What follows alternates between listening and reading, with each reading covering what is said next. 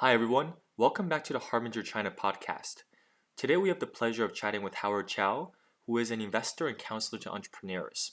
Howard began his career as a corporate lawyer with O'Melveny & Myers, helped found the firm's offices in Tokyo, Shanghai, Hong Kong, and Beijing, practiced law for many years as a cross-border investment specialist, and was chair of the O'Melveny & Myers Asia practice.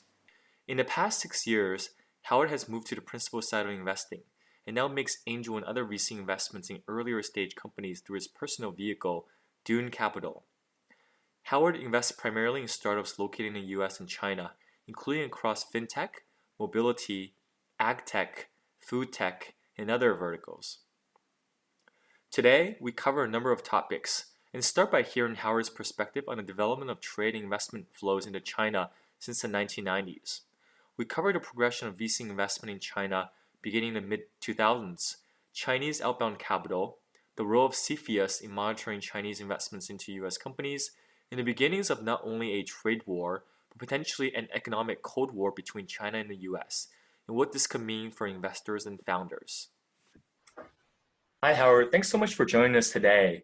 There's a lot to cover from your experiences in China over the past 20, 30 years, from a legal investment perspective to what are some of the recent events and happenings between US and China, trade war, and beyond. Before we get to all of those specifics, let's just start with your story. Can you tell us a little bit more about what the past 20 or 30 years have been like for you in China? Sure, happy to, and delighted to be here with you, Adam. So, as you know, Adam, I was a young immigrant. I came to the U.S. when I was 4 years old from Taiwan, and I grew up in the U.S. And for many years, I was, pretty much an American, Chinese American, but very much American. And it was only when I got into law school, which is, in my adult years, that I started to get really interested again in China. And it was at a time when there was the thaw of relations between the U.S. and China, and Nixon was going to China, Kissinger was going to China. And so there was a lot of excitement about that. And so that was during, as you know, the mid-'70s. And it just so happened that I went to law school starting in '76. And so during those years when everybody was talking about how this was just going to be a game changer for the world, which it of course ended up being, I started to get back into Chinese language and studies. And so when I graduated from law school in 1980, I took a year off to study. So it took me 4 years actually in Europe. But so I decided that I was going to figure out how to do something in China with my career.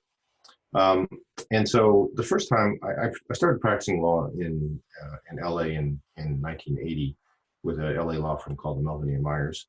But I started looking for opportunities to get into China. And in '84, I traveled for the first time to the mainland China and gave some lectures on legal matters.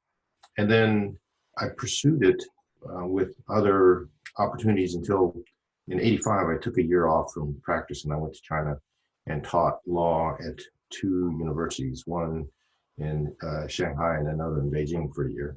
And that was kind of a turning point. I spent a lot of time studying Chinese law, getting to know people. And from that time onward, I just was kind of hooked. And so even though I didn't have a chance to actually move to China and practice law in China until later, I became more and more active with China-related matters.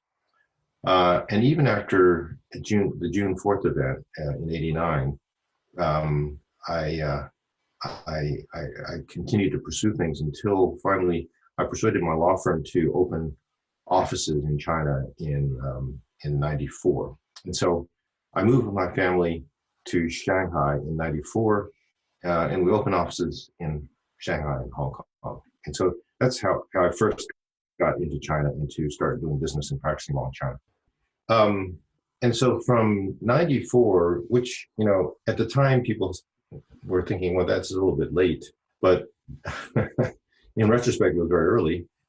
It was still the early days in US-China business and trade. I mean, to give you some perspective, back in the Nixon years when China was first opening up, US-China total trade was about $1 billion a year. And, fast forward to today, I don't remember the last numbers, but it's something in the range of $500 to $600 billion a year.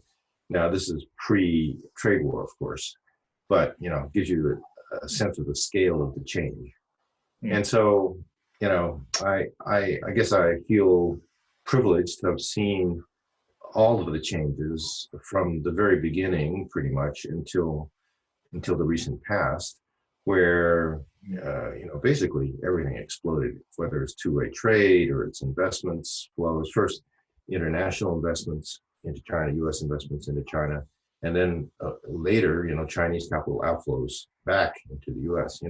When things started, China was an extremely capital poor country. It really had it was a very poor country to begin with, but of course capital poor. And so it was willing to make all kinds of concessions to attract foreign capital.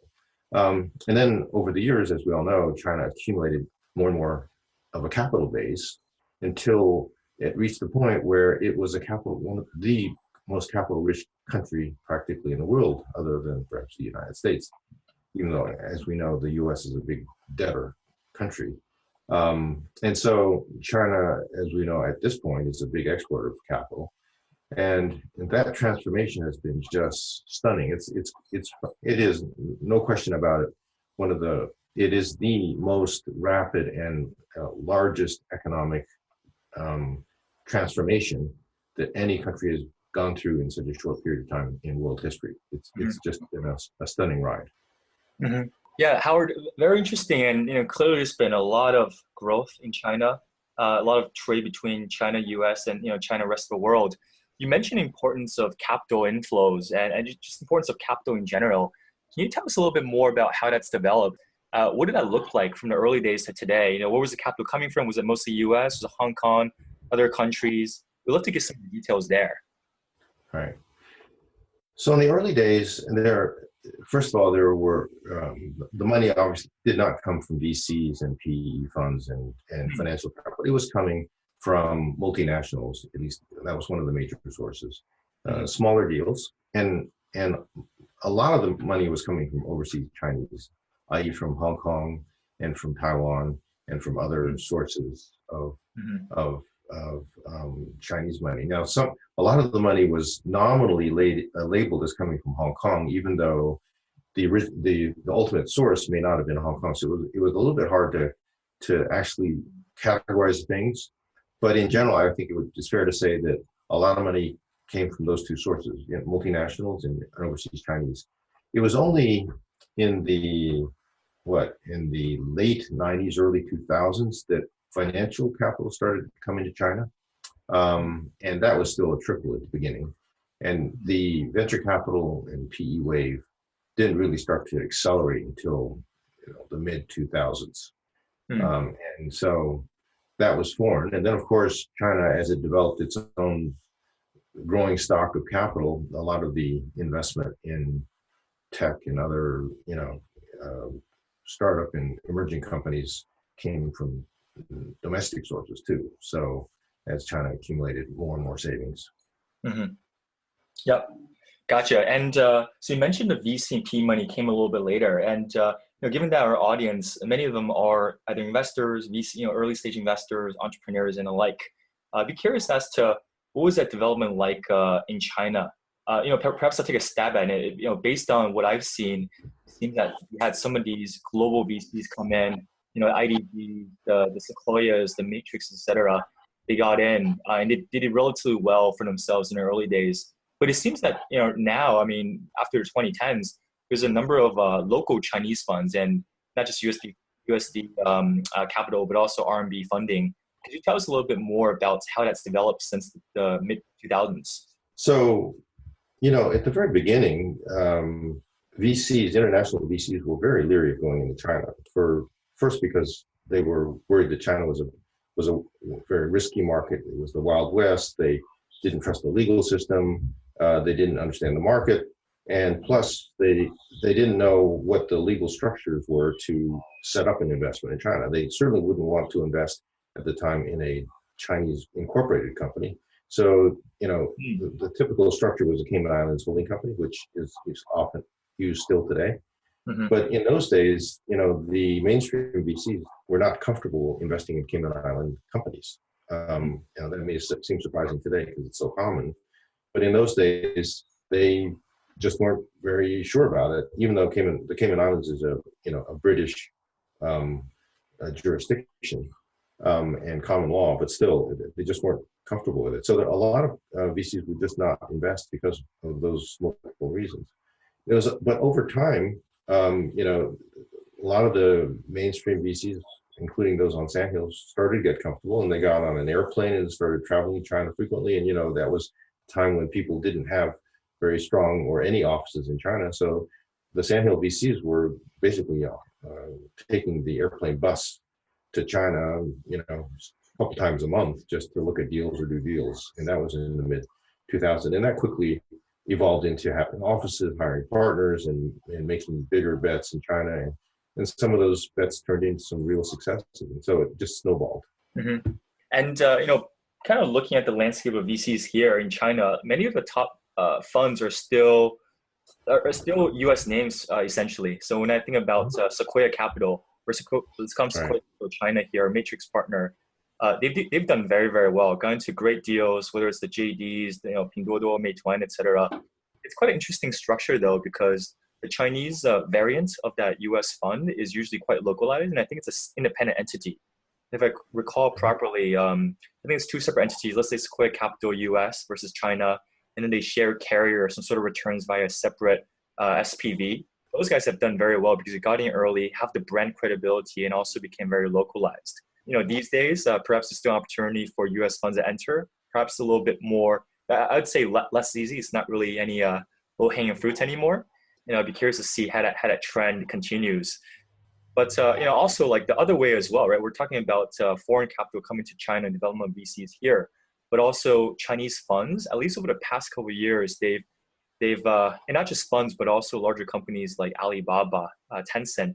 They've also invested in U.S. startups and U.S. companies. Can you tell us a little bit more about that trend, Howard? Yeah, sure. So it's clearly been a two-way street, as you say, and some of the U.S. VC funds have been extremely successful in China. The structures they've used have been different from fund to fund. So as you say, some of them have split up and had separate China funds. Some are still global funds, right? So some of them invest out of their global fund into China and the U.S. using the same fund. So it depends on the firm. Yeah. Mm-hmm. But that, U.S. and international capital has been a huge player in Chinese tech and startup investing. Although, as you mentioned, the Alibabas and the Tencents and others in China have now become, massive players and have overtaken the foreigners, as we know.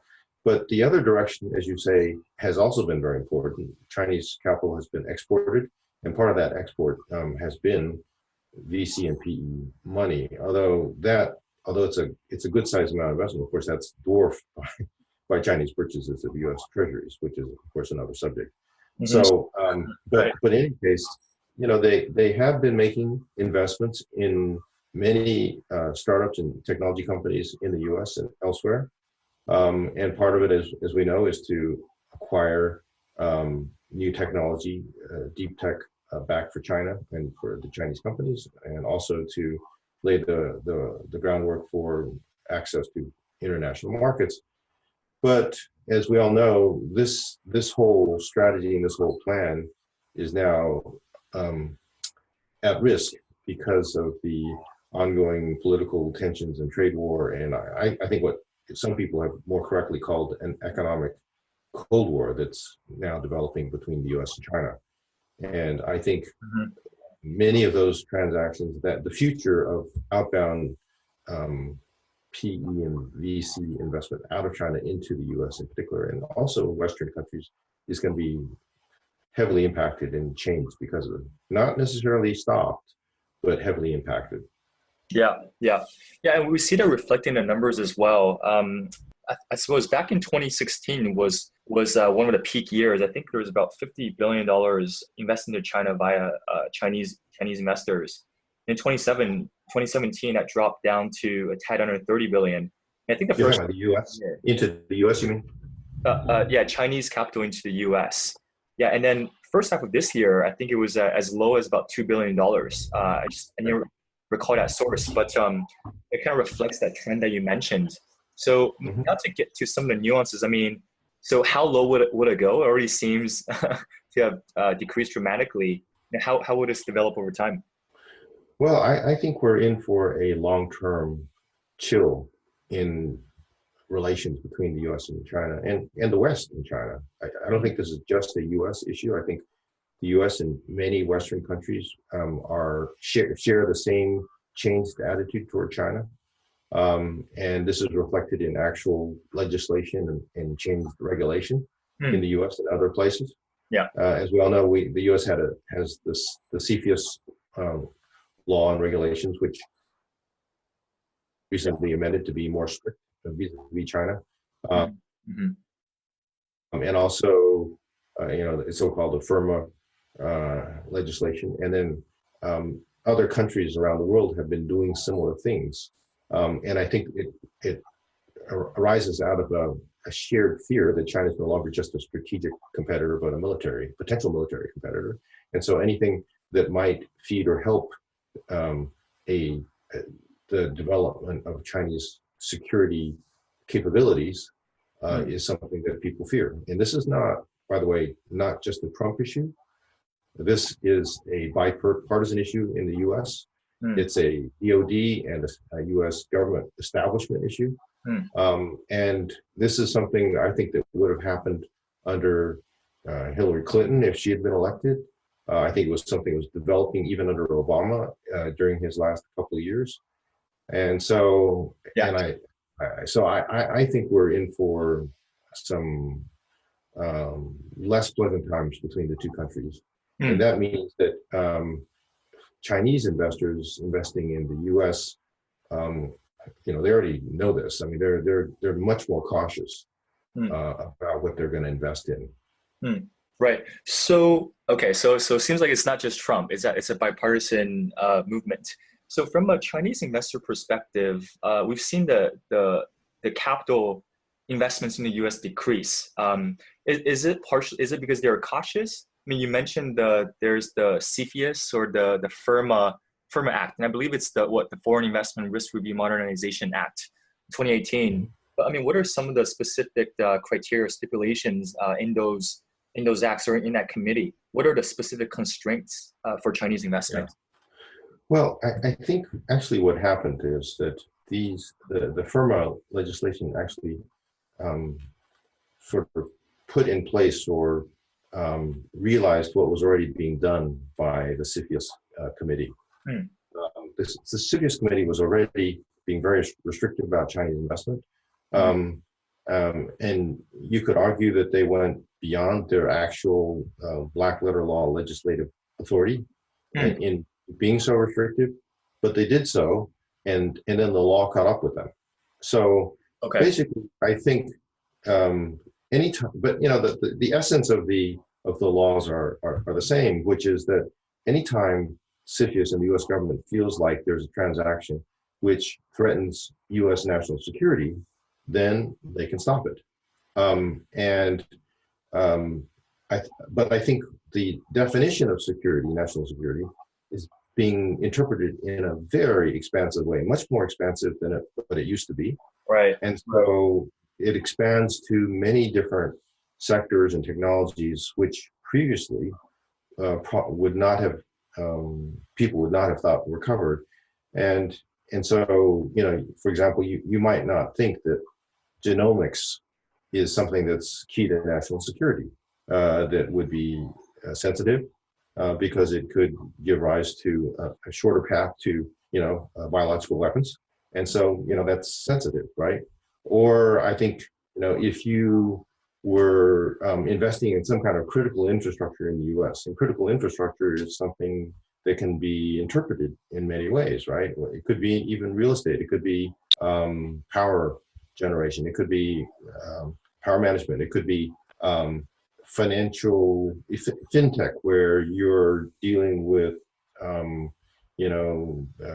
too big to fail banking institutions. Hmm. Many of those things could be interpreted to be key to U.S. national security. I mean, an example of this phenomenon is the whole trade war, right? I mean, what is the basis for Trump's tariffs. It's supposedly national security, right? Never been interpreted that way before, but now he's using that as a justification for imposing huge tariffs, right? So this is but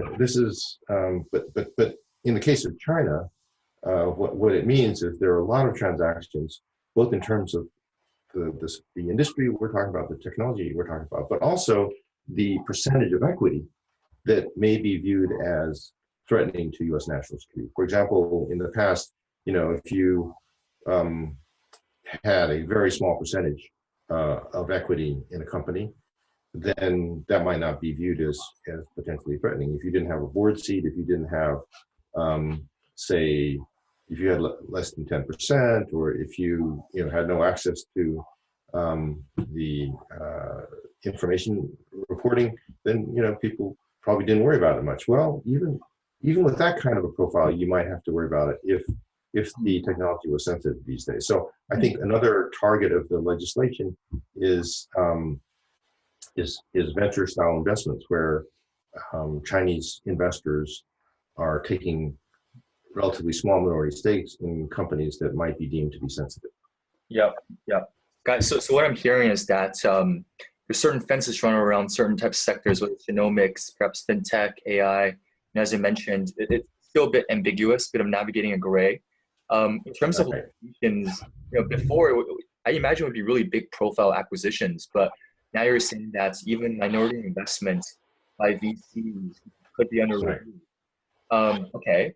Right. Well, in the past, I mean, just to be fair, in the past, even minority investments were scrutinized, but I think they're going to go down to a much lower level and a smaller type of deal, and venture deals where in the past people probably didn't worry as much about them. Right. Okay. If it's in a sensitive sector. I see. Okay. So, and how broad-reaching, or I suppose another way to ask this is, how much resource or how many people are part of this CFIUS committee? And I just wonder how much they can cover, right? Well, see, that's the tricky thing. It's not they don't have a huge amount of manpower, and it's an interagency committee. Yeah. But what they can do is they can overturn closed transactions. So you have to do that. So it's self-reporting, right? If you don't report a deal, you just close a deal, you think it's okay. But they decide later, a year later, hey, this was a deal you should have reported to us, and you should have applied for approval. They can unwind it. Can we talk through an example of that? How would that process work? Let's say that there's a minority investment. It seems fine at the time. It wasn't reported. A year later, they're asked to unwind it. I mean, how does that play out?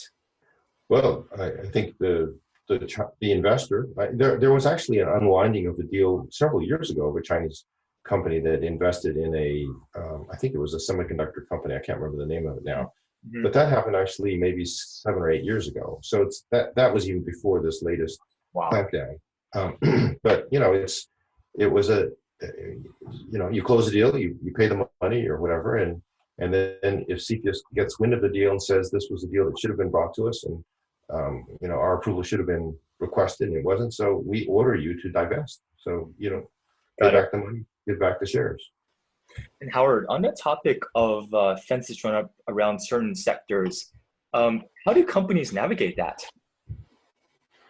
Well, it's going to be very tricky, because I think what's going to happen eventually, or is happening very quickly, is that in certain sectors of business, companies will be forced to choose sides, or they will be put on one side or the other involuntarily, just by the way the markets or the governments work, and that they will not be permitted to service both sides of the fence, so to speak. That's already happened, for example, with social media, right? I mean, if you're,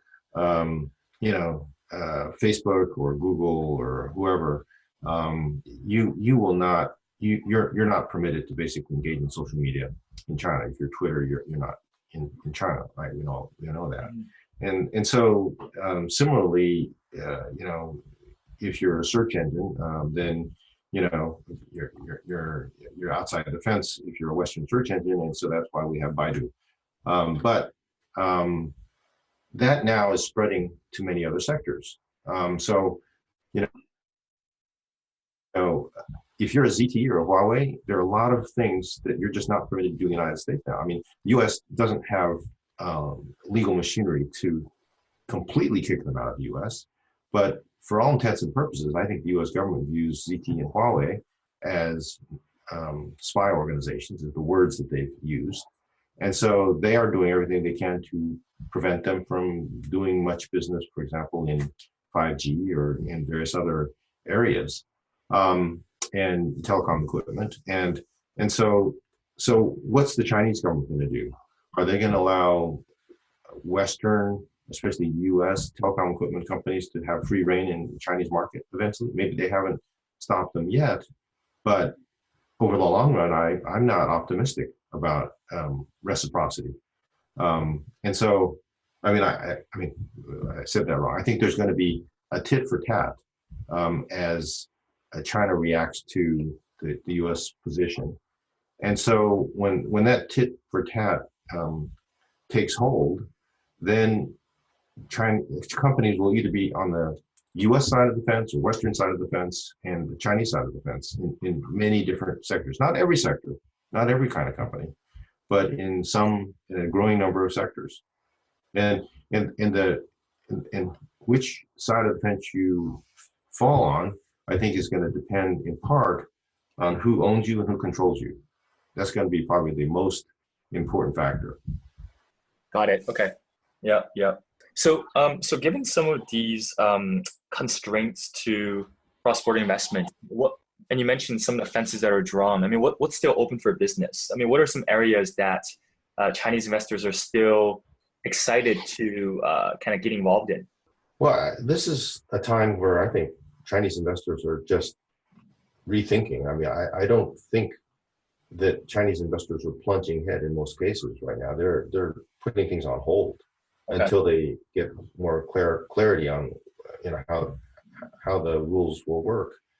And I think many of the ones that I know of are looking elsewhere. They're looking at other countries. They're looking at other opportunities because they feel the U.S. is just going to be too difficult. Mm. That's not to say that, if you're trying to buy a shoe factory somewhere in, Georgia, that you should worry too much. I'm guessing that's probably okay unless the shoe factory is next to a naval defense installation, right? But I'm sure there are businesses which are okay. I mean, if you buy a building, a residential compound somewhere, which is again not located near a military installation, then you're probably okay. And there are certain other businesses that are probably okay, but just the scope of what's going to be under scrutiny is just going to be much larger now than before. Right. I see. Yeah. But I think the other implication of all this is that, there's been a lot of talk about how there will be a compromise reached between the U.S. and China on this trade war. Yeah. By the way, this is not just the trade war. Obviously, the things we're talking about are investment-related restrictions, right? So this is, again, I call this an economic Cold War. But there's been talk about how the two governments will get together and negotiate a compromise. And, they can't let this drag out too long. I mean, these are the two, leading economies in the world, and they're hurting themselves, et cetera, et cetera. I'm just not optimistic about that. I think that, in particular, the Trump administration is frankly not interested in a compromise because it serves their goals to have U.S. companies move out of China, and so if there's no compromise and the Chinese government sooner or later feels like they need to retaliate on the investment side, not just the trade side, right? Because the trade side, U.S. doesn't export that much to China anyway compared with the other way around. So, and furthermore, if the U.S. is restricting Chinese investment in fairly serious ways, then sooner or later, instead of opening up more, which the Chinese have talked about, as a way to try to placate the U.S., at some point, I fear that what they may do is clamp down on U.S. investment in China. And that may just make the Trump administration very happy because they want the apples to move out of China. They want the other, U.S. multinationals to move out of China so that they can, quote, bring their jobs back to the U.S. Mm. Now, we know that many of them, instead of moving back to the U.S., what they'll do is they'll move to Thailand or they'll move to, Malaysia or to, wherever. But I think this administration will be able to claim some kind of victory that they moved out of China. Yeah, yeah, yeah. I mean, all very interesting, Howard. This is not a political podcast, but I'd be curious. What is the end goal for either the Trump administration or the U.S. government? It seems that this is a bipartisan movement. It's not just Trump. When the U.S. brings up the notion of national security in order to explain the trade war and the actions it's taken, what are they ultimately trying to accomplish?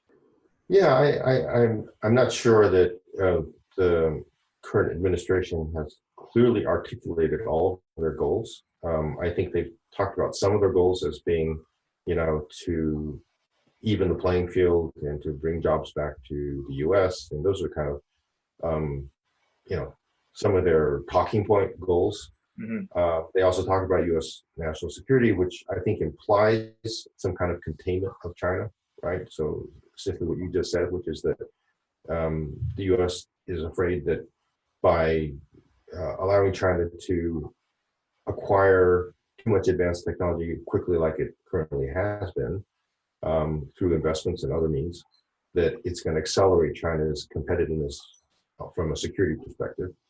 And so they don't want to accelerate that. They don't want that to happen. So, there's that. I mean, the way this is being justified, in addition to sort of unfair trade, is also, there are accusations of IP theft and forced IP transfers and an uneven playing field on IP issues in China, which there is some justification for that claim, right? There are a lot of multinationals in China that have complained, I think, justifiably, that there have been serious IP issues in China, and I think the Chinese government has recognized that. So that's an issue that it's hard to solve overnight, but more importantly, there's a Chinese industrial policy of favoring Chinese national champions when it comes to certain key technologies and industries in China. And that's a policy, the China 2025 policy, which I don't think the Chinese are going to change. That's just kind of a national priority. And so if the Chinese are not going to change that, and the U.S. is not going to give up on its demand for the Chinese to change that, we're between a rock and a hard place. Mm-hmm. Right. It's gonna be it's gonna be an interesting couple of years and few decades. Yeah. Really, more than a couple of years. More than a couple of years. Right. It's not gonna be a near-term solution here. No. So, in light of that, so let's assuming that China, and not just assuming that this is probably what's going to happen, they're going to continue to want to grow both economically. They're going to want to acquire these advanced technologies, as you mentioned. So if they can easily accelerate that by investing in U.S. companies or in acquiring such technologies that way, where did it go to? I mean, is it Israel? Right? I mean, Israel is essentially a U.S. ally, one of the strongest allies. I mean, what does China do? Well, I think China is, ironically, what's happening, I think, is that this is causing China to accelerate its self-reliance on a lot of key technologies. So whereas in the past they were dependent on a lot of U.S. and other sources for some of their technologies, the ZTE case being a prime example of that. Now they're accelerating that trend to China having its own homegrown technology. Now, obviously, that's not going to happen overnight. They are trying to source technology from other places. I'm sure they're trying to get more from Israel, although, I'm sure that Israel's under a lot of pressure from the U.S. not to play ball. Right. I'm sure they're trying to get as much as they can out of Taiwan. They're trying to get, out of other places. But I'm sure that China will have no perfect solutions. On the other hand, they are putting a lot of priority into this. They're I'm sure investing heavily into those areas where they feel the most vulnerable, and so I think that those are the areas where, ironically, there's going to be a lot more investment opportunity and growth opportunities for domestic investors in China. those are areas, take semiconductors, especially semiconductors where it's sensitive. That's an area where the Chinese government is going to put a huge amount of additional capital investment in, and where those companies will have protected markets, just like, for example, Baidu has had for many years in China, and where I think very likely, U.S. companies, maybe they cannot sell in China because of U.S. government restrictions, or maybe the Chinese government will just disfavor them because they want to promote and protect domestic industries. And so those companies, those domestic companies that spring out of from these sort of sensitive areas will grow very fast and be very good investments for domestic investors in China. Yeah, fair enough. I mean, look, at the end of the day, there's a number of these risks and quite a bit of apprehension on a geopolitical plane. But at the end of the day, these are still two of the two largest economies in the world, and they're going to see growth. Now, I was curious, from your perspective, given that you're also an investor, Howard, and I'd love to learn a little bit more about where your investing philosophy is. What kind of opportunities that you might find cropping up, given this this backdrop? Yeah, it's a tough question. I think everybody's scratching their heads a little bit now, because the consequences of and impacts of all these conflicts between the U.S. and China and the West are hard to figure out. I mean, there's some obvious consequences, but sort of the second order consequences, the global consequences are still unfolding. Right. As you know, I'm a early stage tech investor at this point. I don't practice law anymore, and so I most of my investments are in the U.S. and I look at several sectors. Some of the sectors I look at are actually going to be less affected by this economic Cold War. They will be affected, but less so. For example, I look at ag and food tech, agriculture and food tech. While I can't say they won't be affected. I mean, obviously, for example, exports of U.S. agricultural products are definitely impacted into China. They're being hurt. But in general, ag and food tech are less sensitive. And another area I look at is automobile and mobility tech. And again, those are areas which may be a little bit less sensitive. I can't say there's zero sensitivity, but they're a little bit less sensitive. And furthermore, as we know, the automobiles industry is global, and some of the biggest profits of the global automobile companies come out of China. So, and of course, the Chinese domestic auto industry has not developed as smoothly and quickly and independently as, say, a lot of other sectors. Perhaps in part because of the Chinese insistence on JVs and the fact that the foreign companies have held close to the vest their technology. So I think there will be greater collaboration, at least for the foreseeable future, in these kind of sectors. But I can't tell you that they won't be hurt or affected. Yeah, got it, Howard. Actually, you bring up an interesting point, and this will be my last question. I know we're running short on time, but we've been talking quite a bit about China wanting to acquire advanced technologies and needing to catch up. But in terms of China's supply chain and what it offers in Shenzhen, that's unparalleled anywhere else in the world, not just in terms of cheap labor, but experience, know-how, and a lot of structure. So I'm curious, because you mentioned what is like mobility industry, what have you. A lot of these the parts or the products are actually still made in China. And you did mention earlier that Trump wants to repatriate certain businesses and parts of businesses back to the U.S. I mean, how feasible is it for the U.S. to rip out the supply chain out of China? If so or if not, I mean, how might that play out over next period? That's a very good question, and that I don't have the answer to. You're right that China is the center of the supply chain for tons of different kinds of industries and products. And for you to disengage on that is very difficult. It cannot happen overnight, right? Yeah. So just virtually impossible, at least in the short term. But that seems to be what the Trump administration wants to happen, at least in certain areas. So how's it going to happen? I don't know. I mean, it's not going to be easy. Yeah. Well, something to, I guess, continue to assess over time. Like I said earlier, I mean, there's certain risks and there's tensions clearly, but also quite an interesting period of our lives to see how this develops. And I'd say that there's always opportunity when the environment is dynamic, and there's typically opportunities. So I'd love to kind of see how those things play out. I think you're right about that. That despite the fact that overall this is going to be bad for many kinds of business, probably the majority, there will be many situations where there will be an upside because there are winners and losers, right? Whenever there's a big change economically like this or politically, there are winners and losers. And so I suppose if you're an investor, you want to think long and hard about where the winners are. Yep. Well, Howard, thanks for your time, and a lot of your perspectives and insights will certainly be helpful with some of our investor audiences who are trying to figure out those opportunities. Well, it's been a pleasure, Adam. Thank you. Thanks for your time, Howard. We'll catch you in the future.